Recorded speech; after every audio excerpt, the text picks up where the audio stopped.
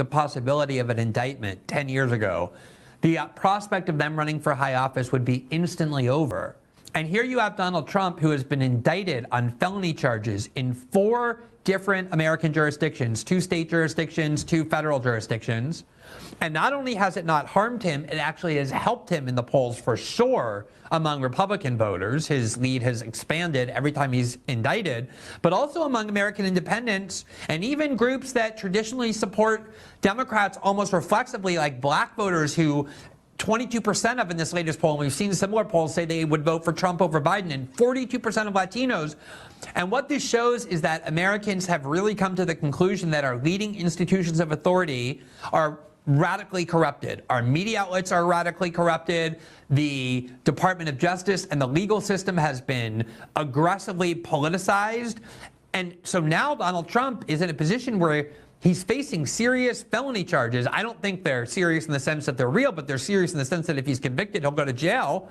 They're felony charges, and yet his lead is expanding over Joe Biden, in part because people, I think, see the injustice of it, but also everybody can just look at Joe Biden and see that he is not a person capable of even managing his own life, much less the country. Yes. And that there's no cure for that. That's not going to get better. That's only going to get worse. And what their strategy now is to basically say to Americans, and I've seen many articles about this, many things on television, the problem is that American voters are ignorant. They're ill-informed.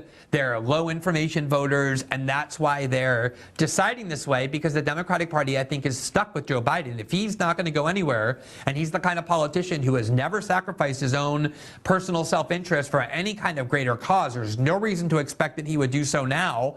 They're tied at the hip to him, and they see these polls and are in extreme panic mode. I think if you have liberal friends, you should definitely check on how they're doing after that last poll, because it's not just a Biden collapse. It's in key swing states, all of which he won in 2020, where Trump now has a significant lead despite 4 indictments. What's more shocking is that only 25% of Americans think that Biden has the stamina to continue as the president.